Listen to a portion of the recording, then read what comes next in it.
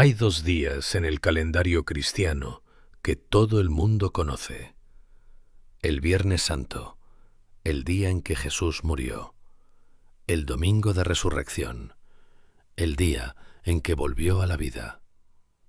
Pero existe un tercer período que casi nadie examina. Casi 3 días completos en los que el cuerpo de Jesús de Nazaret yacía en una tumba sellada, en el silencio más absoluto que la historia ha registrado.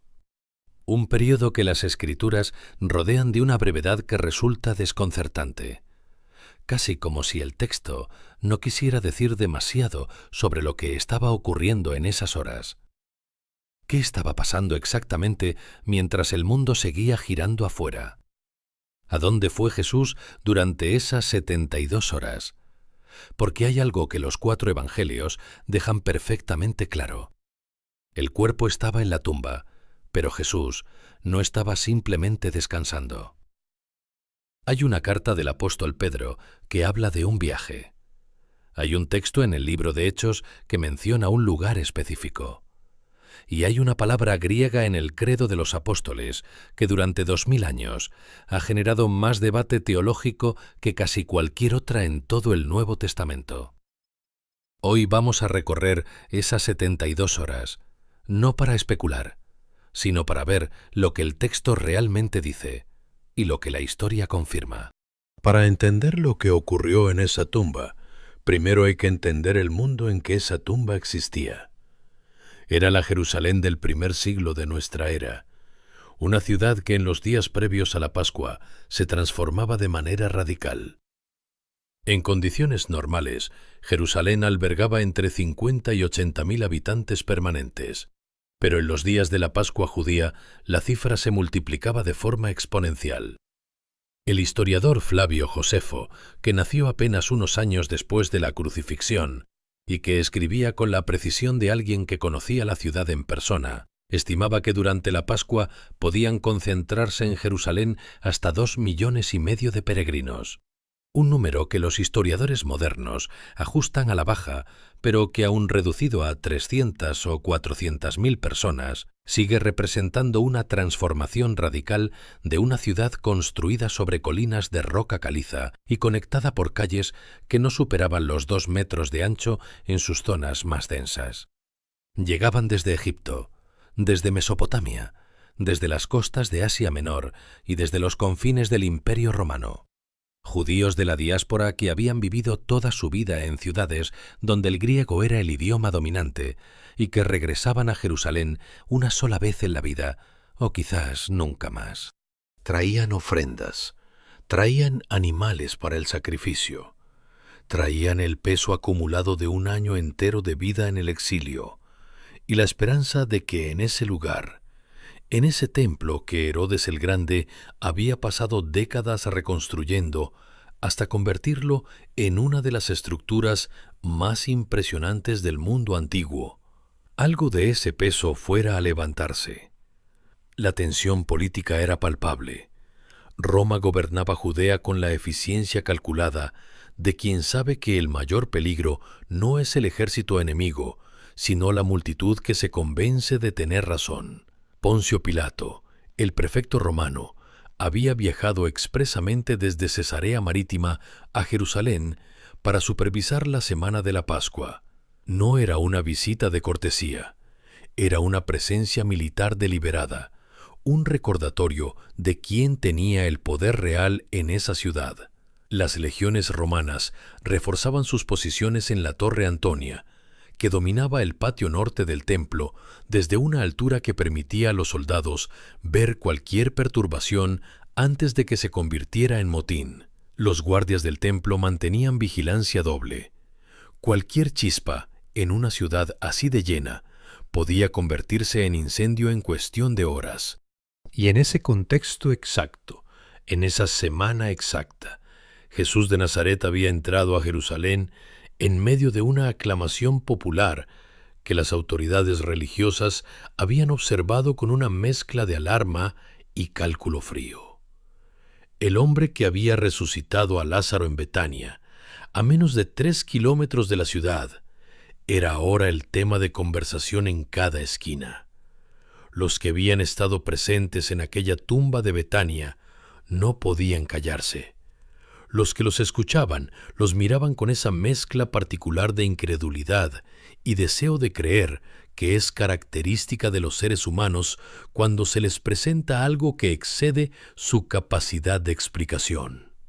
Comprender este mundo es comprender por qué la muerte de Jesús no fue simplemente una ejecución más de las muchas que el Imperio Romano llevaba a cabo con regularidad sistemática en sus territorios.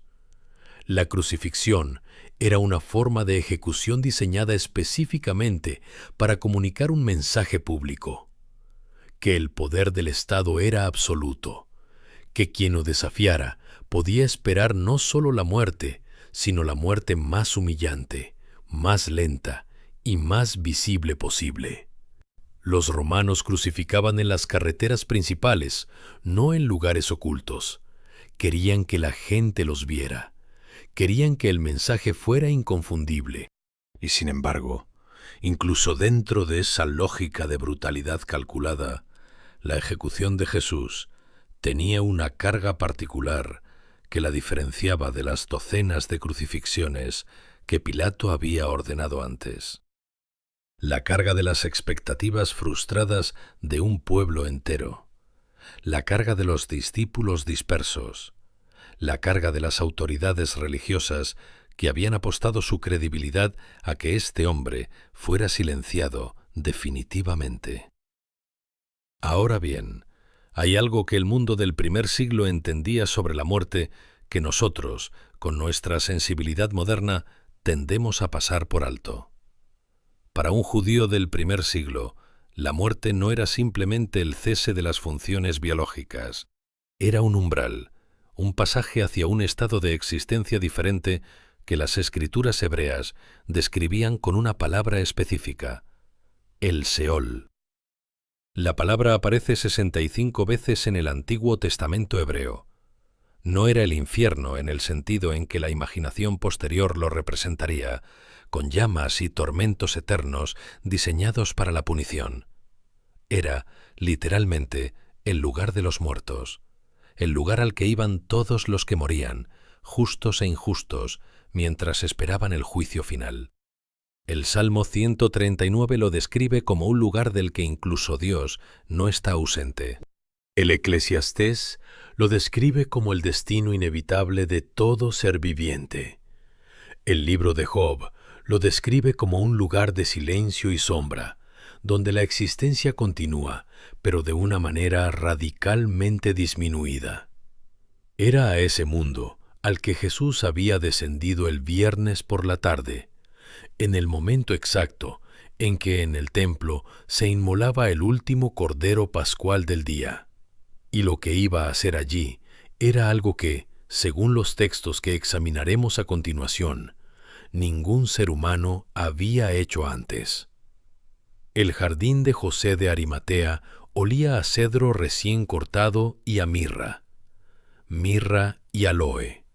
Según el Evangelio de Juan, Nicodemo, el fariseo que había visitado a Jesús en secreto durante la noche varios años antes, trajo una mezcla de estas dos sustancias aromáticas que pesaba aproximadamente 30 kilogramos.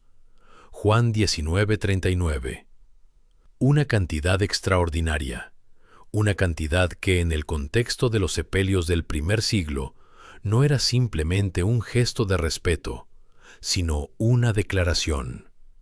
La misma cantidad que se usaba en los funerales de los reyes y los sumos sacerdotes.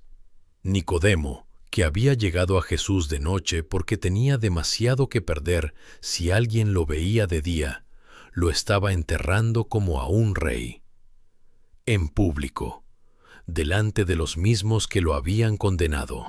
El cuerpo fue envuelto en lienzos de lino, con las especias aromáticas distribuidas entre las capas de tela, según la costumbre judía de sepultura.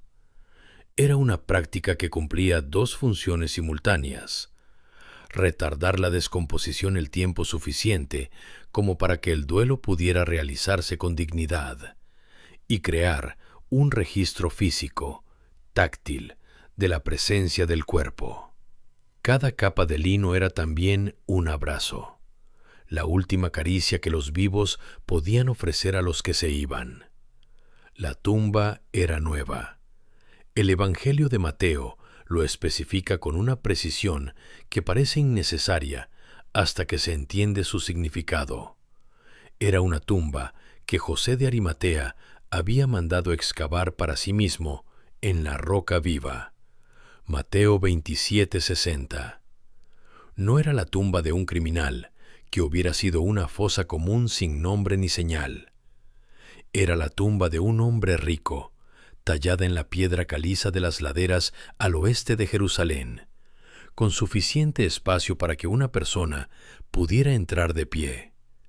Una cámara sepulcral sellada con una piedra grande, redonda, que rodaba por un canal tallado en el suelo y encajaba en un nicho frente a la entrada, con un peso que hacía imposible moverla desde dentro. Afuera, la ciudad seguía respirando. El Shabbat había comenzado al ponerse el sol del viernes. Las calles de Jerusalén se habían aquietado con esa quietud característica que las ciudades judías adquirían desde el ocaso del viernes hasta el del sábado. Los peregrinos habían regresado a donde se hospedaban. Los mercados habían cerrado. El templo, que horas antes había sido testigo de la muerte del Cordero Pascual, descansaba en el silencio litúrgico del día sagrado. En algún lugar de esa ciudad, un grupo pequeño de hombres y mujeres procesaba algo que sus mentes no tenían categorías para procesar. Los discípulos habían huido. Pedro había negado 3 veces al hombre por quien había dicho que daría la vida, y el sonido del gallo que lo recordó lo siguió hasta el resto de sus días. Judas había muerto aquella misma mañana, según el libro de los Hechos, en un campo que desde entonces sería conocido como el campo de sangre. Hechos 1, 18-19. Los que quedaban estaban encerrados, según el Evangelio de Juan, por miedo a los judíos. Juan 20:19.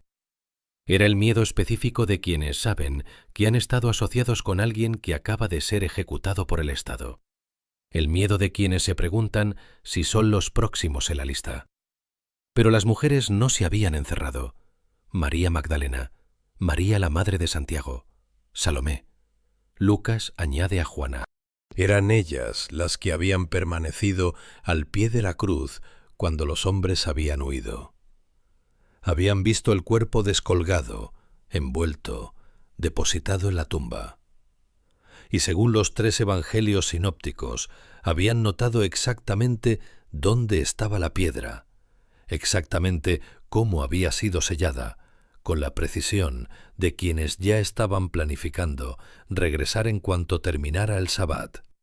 Estaban esperando. Pero lo que estaban esperando era simplemente volver a ungir el cuerpo de alguien que amaban. No estaban esperando lo que iban a encontrar. Y mientras ellas esperaban en Jerusalén, mientras los discípulos se escondían y las autoridades religiosas dormían el sueño de quienes creen haber ganado, en la tumba sellada del jardín, o más precisamente, en la dimensión de existencia a la que Jesús había accedido al cruzar el umbral de la muerte, algo estaba ocurriendo. Algo que Pedro, años después, describiría con una brevedad que sólo aumenta el misterio. Primera carta de Pedro, capítulo 3, versículos 18-20. Porque también Cristo padeció una sola vez por los pecados, el justo por los injustos, para llevarnos a Dios, siendo a la verdad muerto en la carne, pero vivificado en espíritu, en el cual también fue y predicó a los espíritus encarcelados, los que en otro tiempo desobedecieron. Estas 2 oraciones han generado más discusión teológica que casi cualquier otro pasaje del Nuevo Testamento fuera de los Evangelios. Y la razón es simple. Si se toman en serio, implican algo que la mayoría de los creyentes nunca ha contemplado directamente. Implican que entre la muerte y la resurrección, Jesús hizo algo. Fue a algún lugar, se comunicó con alguien. Hay 3 preguntas que este pasaje abre de manera inmediata. La primera, ¿qué significa vivificado en espíritu? La segunda, ¿quiénes son esos espíritus encarcelados? La tercera, ¿qué les predicó? Empecemos por la primera pregunta, porque es la que lo sostiene todo. La frase griega original es «zoopoieteis de pneumati», vivificado, hecho vivo en espíritu. No es una referencia a la resurrección corporal. Eso vendría el domingo. Esto es algo que ocurrió entre la muerte y la resurrección. Una forma de existencia activa, consciente, que Jesús mantuvo durante las horas en que su cuerpo físico permanecía en la tumba. La tradición teológica ha llamado a este estado de diferentes maneras. La más conocida en el lenguaje del credo de los apóstoles es aquella que ha generado la mayor controversia histórica. Descendió a los infiernos. Aquí la filología es crucial. La palabra latina que el credo usa es inferna, no infernum, en el sentido de lugar de tormento eterno. Inferna, en latín clásico, designaba el mundo de abajo, el lugar de los muertos, el equivalente directo de la palabra griega Hades y de la palabra hebrea Sheol. No estamos hablando del infierno de Dante con sus círculos de fuego y sus tormentos diseñados para la eternidad. Estamos hablando del lugar al que iban todos los muertos, sin excepción, en la cosmología del Antiguo Testamento. El lugar que el libro del Eclesiastés describe como el destino común de todos los seres vivientes. El lugar que el Salmo 88 describe como el abismo más profundo, en las tinieblas, en las profundidades.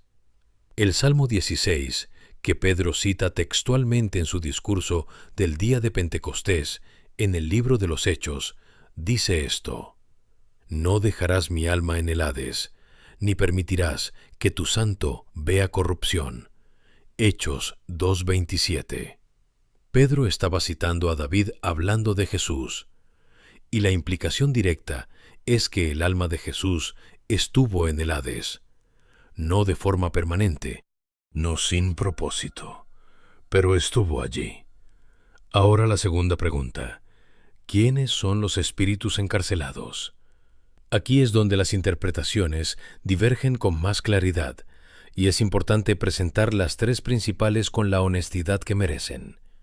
La interpretación más antigua y más extendida en los primeros siglos del cristianismo sostiene que estos espíritus son los justos del Antiguo Testamento, los patriarcas, los profetas, todos los que habían vivido y muerto antes de la llegada del Mesías y que esperaban en el Seol el cumplimiento de las promesas que Dios había hecho a lo largo de siglos. Abraham, que había creído en la promesa cuando todavía no tenía forma humana. Isaac, que había yacido sobre el altar y había bajado de él vivo. Jacob, que había luchado con el ángel y había cruzado el Jordán con su familia entera. Moisés, David, Isaías, que había profetizado la venida del siervo sufriente con una precisión que todavía deja sin palabras a quienes leen Isaías 53 por primera vez. Todos ellos esperando. Y Jesús, descendiendo al lugar donde esperaban, para anunciarles que la espera había terminado. Esta interpretación tiene un nombre: el descensus ad inferos, el descenso a los infiernos, y aparece en escritores tan tempranos como Ignacio de Antioquía en el siglo II. La segunda interpretación, defendida principalmente por Agustín de Hipona y por una parte significativa de la tradición protestante, sostiene que los espíritus encarcelados son específicamente los contemporáneos de Noé, y que la predicación que les hizo Jesús no fue un anuncio de salvación, sino una proclamación de victoria, una declaración de que el poder de la muerte había sido derrotado, no una segunda oportunidad para quienes habían rechazado la primera, sino una notificación formal de que el juicio que habían evitado en vida ahora era definitivo, porque el único que podía haberlos redimido había completado su obra. Y hay una tercera lectura, presente en algunos de los padres de la Iglesia que escribían en griego, que vincula este pasaje con la imagen del Salmo 24, donde una voz clama ante las puertas del Hades: «Alzad, oh puertas, vuestras cabezas, y alzaos vosotras, puertas eternas, y entrará el Rey de Gloria». Salmo 24:7. No es una petición de permiso, es una orden. La imagen de alguien que no llama para que le abran, sino que derriba lo que está cerrado. Las tres interpretaciones tienen algo en común. Ninguna describe esas 72 horas como un periodo de inactividad. Jesús no estaba simplemente esperando. Pero el relato bíblico no termina con Pedro. Hay otro texto que añade una dimensión que con frecuencia se pasa por alto y que está en el lugar menos esperado. Primera carta a los Corintios, capítulo 15. El capítulo de la resurrección, que Pablo escribe con la urgencia de alguien que sabe que está transmitiendo algo que no puede permitirse explicar mal. Porque así como en Adán todos mueren, también en Cristo todos serán vivificados, pero cada uno en su debido orden. Cristo, las primicias, luego los que son de Cristo, en su venida. Primera de Corintios 15, 22-23.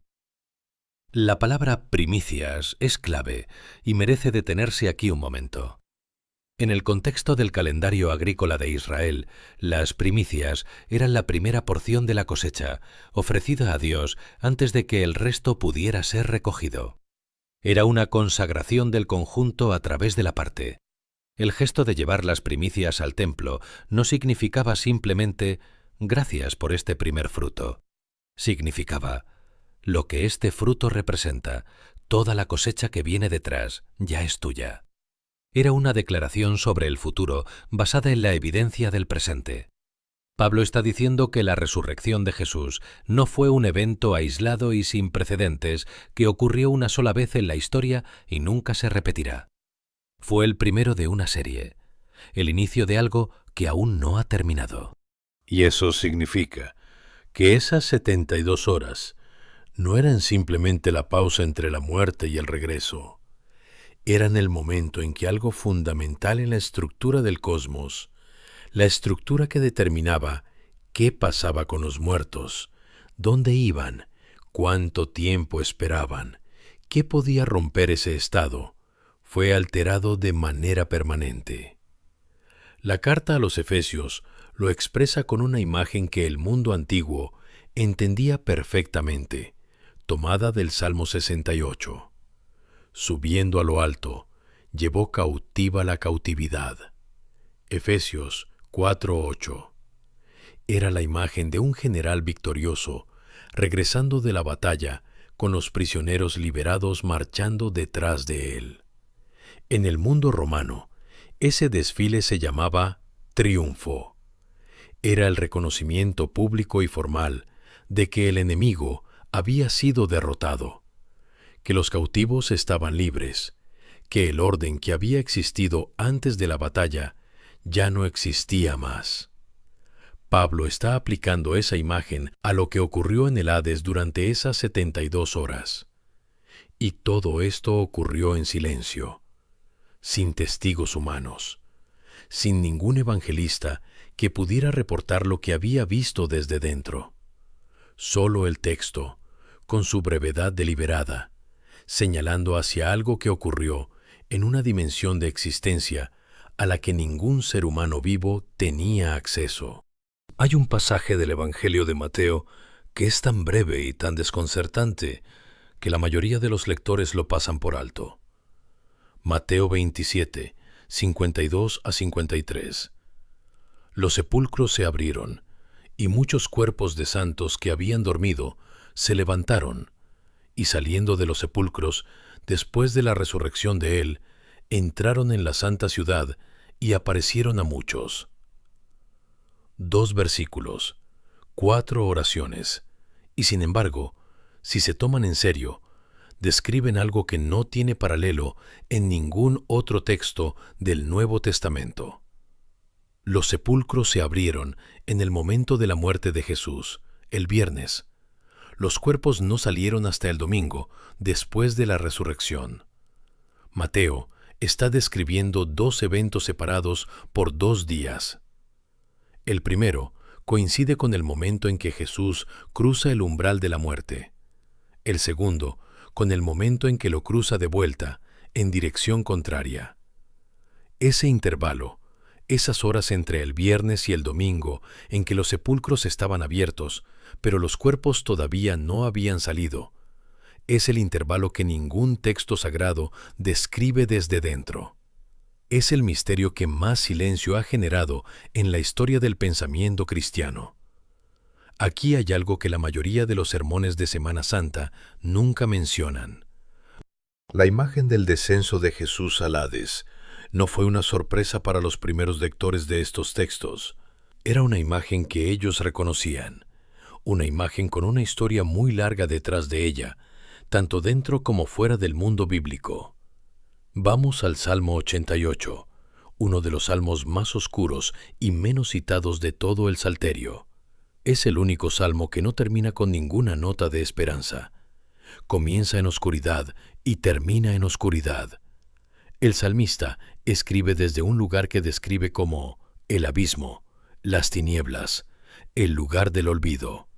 Y hay una línea que resulta especialmente perturbadora cuando se lee en su idioma original. ¿Acaso realizarás prodigios para los muertos? ¿Se levantarán los muertos para alabarte? ¿Será proclamada en el sepulcro tu misericordia? Salmo 88, 10-11. En el contexto del pensamiento del Antiguo Testamento, la respuesta implícita a esas preguntas era no. Los muertos no se levantaban. El Seol era un lugar del que no se regresaba, un lugar de suspensión permanente. Pero algo comenzó a cambiar en el pensamiento judío a lo largo del periodo que los historiadores llaman el Segundo Templo, desde el siglo VI a.C. hasta la destrucción del templo en el año 70 de nuestra era. Comenzó a articularse con más claridad la idea de que el Seol no era un estado definitivo para todos, sino un estado de espera para los justos. Que había una categoría de muertos que no estaban simplemente en las sombras, sino aguardando el cumplimiento de una promesa que se había hecho en la historia y que todavía no se había cumplido completamente. Los rollos del Mar Muerto lo confirman de una manera que resulta notable.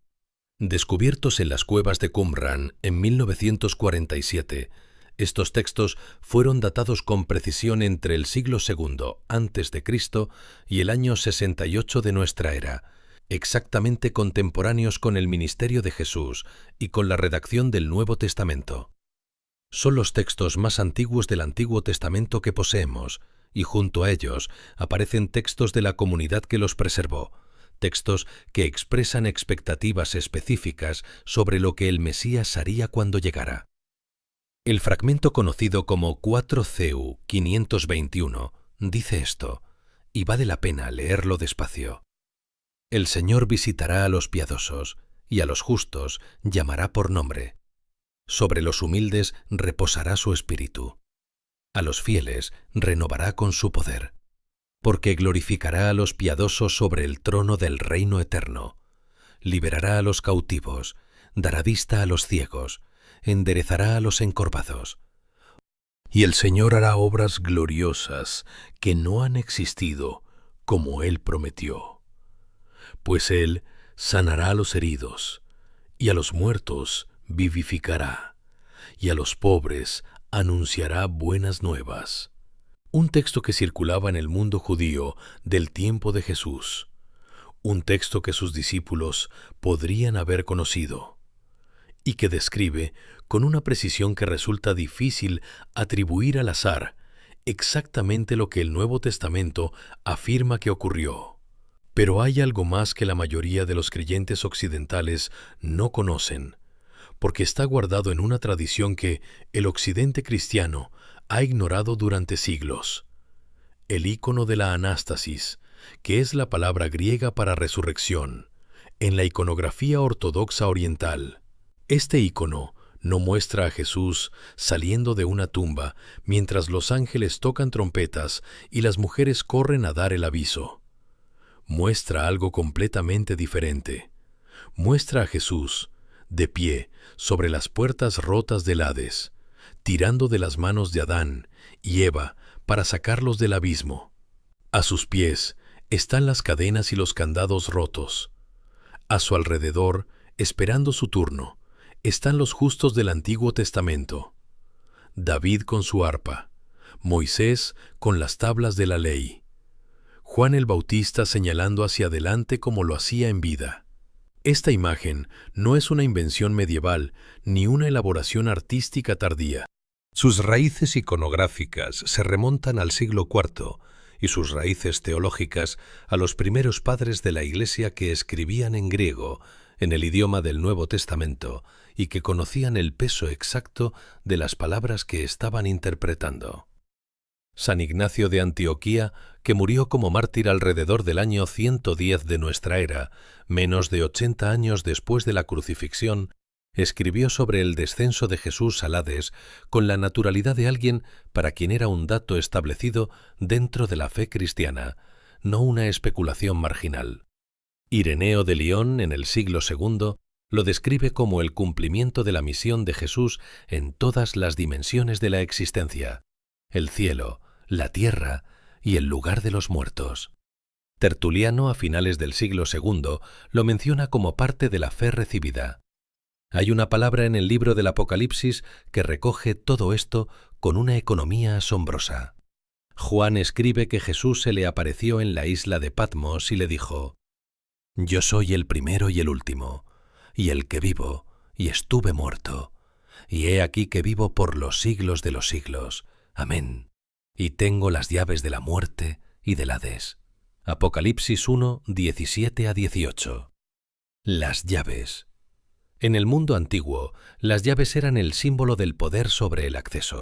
Quien tenía las llaves de un lugar decidía quién entraba y quién salía. No le pedía permiso a nadie, no negociaba, tenía autoridad. Jesús no salió del Hades de la misma manera en que entró. Entró como cualquier mortal que cruza el umbral de la muerte, con la diferencia de que ningún mortal lo había cruzado siendo quien él era. Salió como alguien que había tomado el control de ese umbral para siempre. La imagen no es la de un prisionero liberado, sino la del liberador que entra en la prisión, rompe las cadenas y sale llevando a los prisioneros consigo. Y en esa diferencia está la razón por la que Pablo, en esa misma primera carta a los Corintios, puede escribir con una ironía que casi parece un desafío dirigido a la muerte misma: ¿Dónde está, oh muerte, tu aguijón? ¿Dónde, oh sepulcro, tu victoria? Primera de Corintios 15:55. No es una pregunta retórica vacía, pronunciada desde la comodidad de quien nunca ha tenido que enfrentar la muerte de cerca. Pablo había sido apedreado y dado por muerto. Había naufragado. Había pasado noches en cárceles que no se parecían en nada a las prisiones modernas. Conocía la muerte de cerca, y sin embargo la interpelaba así, porque algo había ocurrido en esos 3 días que cambió para siempre las reglas del juego. Hay una escena al final del Evangelio de Lucas que casi siempre se lee como una historia de aparición post-resurrección. 2 discípulos caminando hacia Emaús, a 11 kilómetros de Jerusalén, el mismo domingo de la resurrección. Un desconocido que se une a ellos en el camino y les pregunta de qué hablan. Y ellos, con esa mezcla de incredulidad y dolor que solo tiene quien ha visto morir sus esperanzas, responden con una frase que es uno de los resúmenes más honestos del colapso espiritual que existe en toda la literatura bíblica. Esperábamos que Él era el que había de redimir a Israel. Lucas 24:21. Tiempo pasado imperfecto. Esperábamos. Ya no esperamos. Y entonces el desconocido hace algo que resulta extraordinario en su sencillez. No les muestra las manos con las marcas de los clavos. No hace ninguna demostración sobrenatural. Les dice: ¿no era necesario que el Cristo padeciera estas cosas y que entrara en su gloria? Y comenzando desde Moisés y desde todos los profetas, les fue declarando en todas las Escrituras lo que de él decían. Lucas 24, 26 a 27. Todas las Escrituras, desde Génesis. La promesa hecha en el jardín del Edén de una semilla de la mujer que aplastaría la cabeza de la serpiente. Génesis 3:15. El cordero que Abraham encontró entre los matorrales, cuando Dios detuvo su mano sobre Isaac. Génesis 22:13. El Salmo 22, que comienza con las mismas palabras que Jesús pronunció desde la cruz. Dios mío, ¿por qué me has abandonado? Salmo 22:1, Mateo 27:46. El siervo sufriente de Isaías 53, herido por nuestras transgresiones, molido por nuestros pecados, cuya herida traería nuestra sanidad. Isaías 53:5. Zacarías y las 30 monedas de plata arrojadas al campo del alfarero. Zacarías 11, 12 a 13. Y el profeta Jonás, que estuvo 3 días y 3 noches en el vientre del gran pez, y que el propio Jesús había señalado en el Evangelio de Mateo como la única señal que le daría a su generación. Mateo 12:40.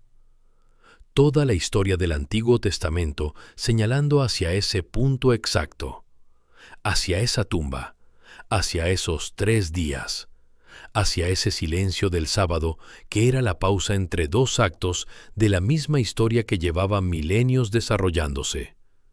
Los 2 discípulos de Emaús no reconocieron al desconocido mientras caminaban durante horas.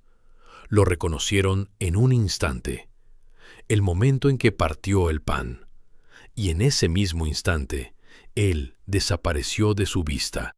Lo primero que hicieron fue decirse el uno al otro: ¿no ardía nuestro corazón en nosotros mientras nos hablaba en el camino? Lucas 24:32. El corazón ardiendo no es una metáfora vaga de emoción religiosa. Es la descripción física de lo que le ocurre a una mente cuando algo que no podía ver, de repente ve.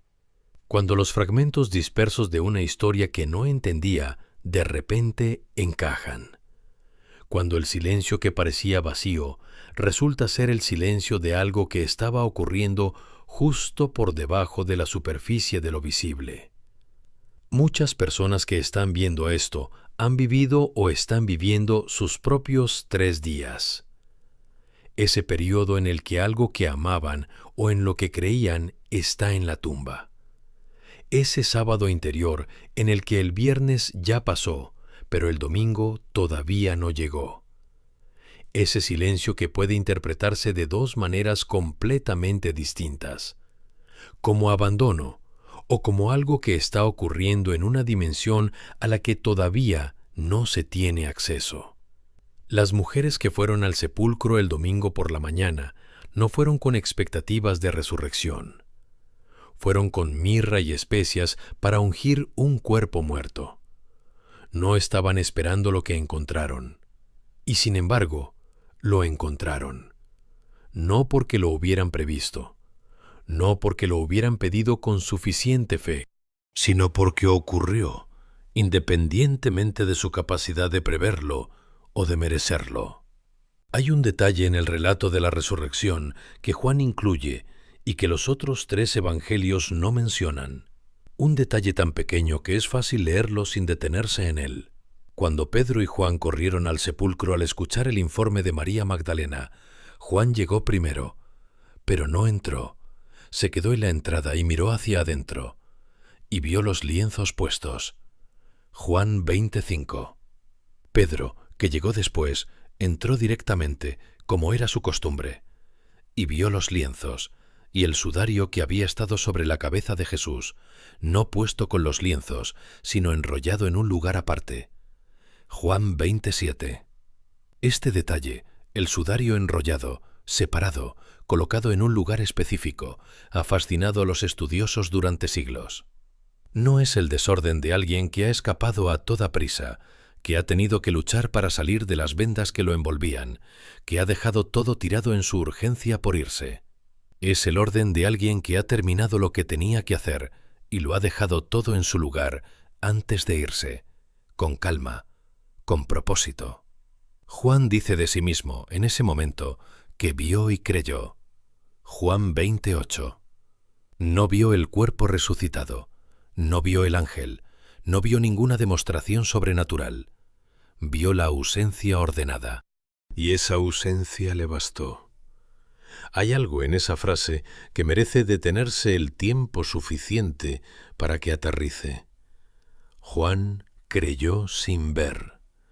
Creyó basado únicamente en la disposición de unos lienzos de lino en una tumba vacía, basado en el orden de lo que faltaba, basado en la forma en que el silencio de ese lugar comunicaba algo que ninguna palabra habría podido transmitir con la misma claridad. Ahora bien, ¿qué ocurrió exactamente en esas 72 horas? La verdad honesta es que el texto nos da suficiente para formular la pregunta con precisión, pero no suficiente para responderla con una certeza fotográfica. Lo que sí podemos afirmar, con base en los textos que hemos examinado hoy, es esto. La muerte de Jesús no fue un estado pasivo. El lugar al que fue tiene nombre en las Escrituras. Hubo una proclamación, un acto que los textos del Nuevo Testamento describen consistentemente como victoria. Y cuando las mujeres llegaron al jardín al amanecer del primer día de la semana y encontraron la piedra removida, no estaban encontrando el final de la historia. Estaban encontrando la señal de que lo que había ocurrido en silencio, en la oscuridad de esos 3 días, ya había terminado. El ángel que estaba sentado sobre la piedra removida dijo algo que podría parecer innecesario, dado que la tumba estaba visiblemente vacía. Sin embargo, lo dijo. No está aquí. Mateo 28:6. 3 palabras, 4 en griego. Ouk estin hode. No está aquí. Fue, actuó, regresó. Y el lugar que dejó, esa tumba ordenada con los lienzos perfectamente dispuestos, es la evidencia silenciosa de que la muerte, por primera vez en la historia de la humanidad, fue cruzada en las 2 direcciones.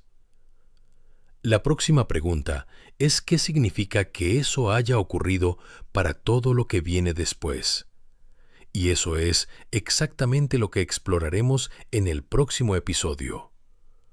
Lo que ocurrió en esos 3 días no fue un paréntesis, fue el capítulo central de una historia que lleva milenios desarrollándose. El cuerpo en la tumba, el alma en movimiento, y el domingo por la mañana, una tumba vacía con los lienzos perfectamente doblados. La próxima vez hablaremos de los primeros testigos del domingo por la mañana y de lo que eso cambió para siempre en sus vidas. Porque hay algo en esos encuentros que nadie ha examinado de cerca. Si este video te hizo pensar, compártelo con alguien que tenga las mismas preguntas. Te vemos en el próximo episodio. Hay algo más en el texto de Pedro que merece atención cuidadosa y que raramente se examina. La carta dice que Jesús fue y predicó a los espíritus encarcelados. La palabra griega que se usa aquí es ekeruxen, que viene de kerux, el heraldo. En el mundo griego y romano, el kerux Era el oficial que anunciaba en voz alta los decretos del rey o del emperador. No era un predicador en el sentido moderno, alguien que persuade o exhorta. Era un proclamador oficial, alguien que llevaba un mensaje de autoridad y lo declaraba públicamente. La diferencia no es un detalle lingüístico menor. Es la diferencia entre una conversación y una proclamación, entre una invitación y un decreto. Cuando se combina esto con la carta a los Colosenses, capítulo 2, versículo 15, y despojando a los principados y a las potestades, los exhibió públicamente, triunfando sobre ellos en la cruz. La imagen que emerge no es la de un Jesús que baja al lugar de los muertos en derrota y tiene que abrirse paso poco a poco. Es la imagen de alguien que entra en ese lugar como vencedor, proclama públicamente lo que ha ocurrido y sale llevando consigo lo que vino a buscar. Pero hay una tercera dimensión que aparece en la primera carta de Pedro, inmediatamente después del pasaje que ya examinamos, y que la mayoría de los lectores no conecta con él porque hay un cambio de capítulo en el medio. Primera de Pedro 4:6. Porque por esto también ha sido predicado el Evangelio a los muertos, para que sean juzgados en carne, según los hombres, pero vivan en espíritu, según Dios. El Evangelio predicado a los muertos, no a los vivos, a los que ya habían cruzado el umbral antes de que el Evangelio existiera como mensaje articulado en la historia. Pedro está diciendo que la proclamación del descenso no era una segunda oportunidad genérica para todos los muertos de la historia. Era específicamente para aquellos que no habían tenido acceso al mensaje que la muerte y resurrección de Jesús ahora hacía posible. Todo esto confluye en lo que los teólogos del período patrístico llamaban la harrowing of hell, literalmente, el desbaratamiento del infierno. La imagen de alguien que entra en un lugar de cautiverio, lo desbarata desde adentro y sale llevando a los cautivos libres. Una imagen que aparece en la homilía anónima del Sábado Santo, uno de los textos litúrgicos más antiguos del cristianismo oriental, que describe así el momento del descenso. ¿Qué ha ocurrido? Un gran silencio reina en la tierra hoy, un gran silencio y una gran soledad. Un gran silencio porque el Rey duerme. La tierra tembló y no se movió, porque Dios se ha dormido en la carne y ha despertado a los que dormían desde antes de los siglos. Este texto, cuyo autor es desconocido, pero cuya antigüedad se remonta al menos al siglo IV, es posiblemente la descripción más poderosa que existe del sábado entre la muerte y la resurrección. No habla de un cuerpo en reposo, habla de un rey que ha entrado en el sueño de los muertos con un propósito, y que al despertar, despertará con él a los que llevaban siglos esperando.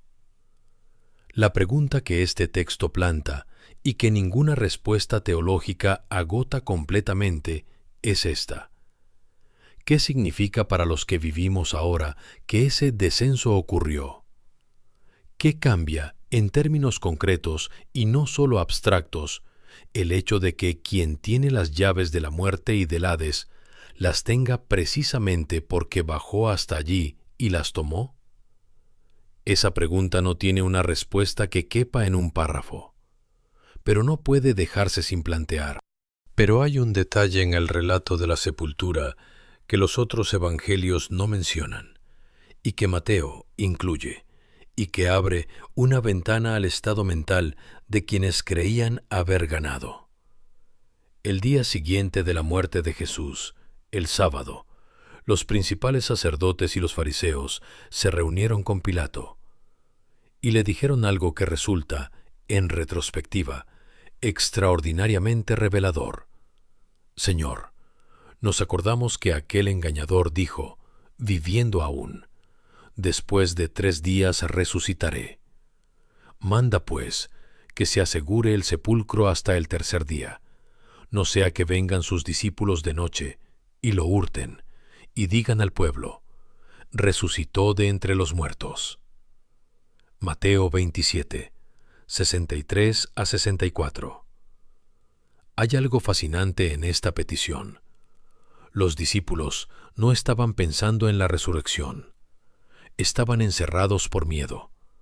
Las mujeres estaban esperando que pasara el sábado para ir a ungir un cuerpo que daban por muerto definitivamente. Nadie en el círculo cercano de Jesús estaba planeando nada que requiriera una guardia en la tumba. Y sin embargo, los que habían pedido su muerte sí se acordaban de sus palabras. Se acordaban de la promesa del tercer día y tenían suficiente miedo de ella como para pedir una guardia romana, no solo un sello. Pilato les concedió la guardia, y la tumba fue sellada con el sello del Imperio Romano, lo que significaba que cualquier persona que rompiera ese sello podía esperar la pena capital como consecuencia.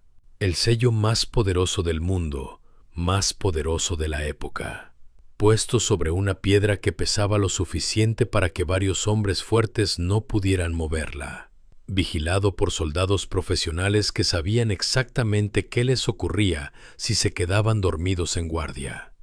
Y aún así, cuando las mujeres llegaron al amanecer del domingo, encontraron la piedra ya removida. No encontraron soldados en sus posiciones. Encontraron un ángel sentado sobre la piedra, como si estuviera descansando en una banca de jardín, con la expresión de alguien para quien todo lo que acababa de ocurrir era perfectamente normal. Mateo 28, 2 a 4.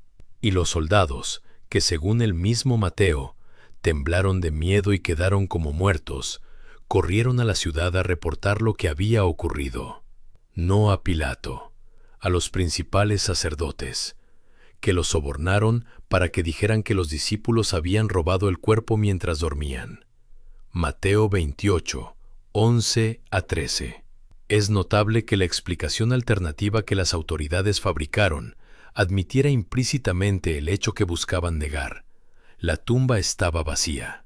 No discutían eso, discutían la causa. Y esa admisión, puesta en boca de quienes tenían todo el interés en que el cuerpo estuviera todavía donde lo habían dejado, es quizás el testimonio más involuntario e irrefutable de todos los que rodean los eventos de ese fin de semana.